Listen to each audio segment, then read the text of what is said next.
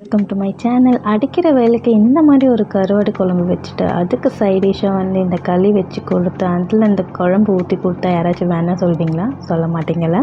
வாங்க இதை எப்படி செய்யலாம்னு சொல்லிட்டு பார்க்கலாம். ஃபஸ்ட்டு வந்து ஒரு பாத்திரத்தில் எண்ணெய் ஊற்றிட்டு நல்லெண்ணெய் ஊற்றுங்க. அதுக்கப்புறம் வந்து வெந்தயம் போட்டுட்டு கடுகு போட்டுட்டு சீரக வெண்ணெய் மேலே ஆட் பண்ணிவிட்டு வெங்காயம் போட்டுட்டு நல்லா வதக்குங்க. அது வதங்குறதுக்கு வந்து உப்பை ஆட் பண்ணிவிட்டு மஞ்சத்தூள் ஆட் பண்ணுங்கள். ஆட் பண்ணிவிட்டு நல்லா வதக்கிட்டே இருங்க.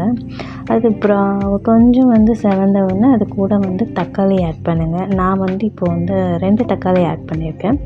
ஆட் பண்ணிகிட்டே வந்துட்டு நல்லா வதக்கிட்டே வாங்க.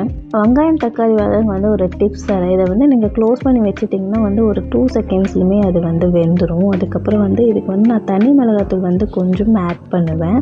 அதுக்கப்புறம் குழம்பு மிளகாத்தூளும் ஆட் பண்ணுவேன். கருவாட்டு குழம்புனாலே அதுக்கு வந்து ஃபேமஸ் வந்து காய்கறிகள் தான். மொச்சக்கொட்டை அதுக்கப்புறம் வந்து எல்லா காய்கறியுமே ஆட் பண்ணுவாங்க. நான் இப்போ வந்து முருங்கைக்காய், கத்திரிக்காய், அதுக்கப்புறம் உருளைக்கிழங்கு மட்டும்தான் ஆட் பண்ணியிருக்கேன். ஆட் பண்ணிவிட்டு கொஞ்சம் தண்ணி விட்டுட்டு அதை வேக வைங்க. அதுக்கப்புறமா புளி தண்ணி ஊற்றிட்டு நீங்கள் க்ளோஸ் பண்ணி வச்சுருங்க. அது நல்லா இன்னும் வெந்துடும் அந்த தண்ணியிலேயே. அதுக்கப்புறம் வந்து உங்களுக்கு தேவையான உங்களுக்கு பிடிச்ச கருவாடை நீங்கள் ஆட் பண்ணிட்டிங்கன்னா அவ்வளோதான், குழம்பு வந்து ரெடி.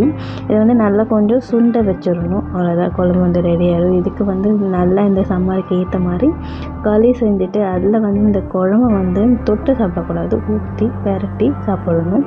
அடிக்கிற வேலைக்கு இந்த மாதிரி விஷயங்களை செஞ்சால் தான் நம்ம பாடி வந்து கூலிங்காக வச்சுக்க முடியும். ஏன் பண்ணக்கூடாது? இந்த வீடியோ பிடிச்சிருந்தால் லைக் பண்ணுங்கள். தேங்க்யூ.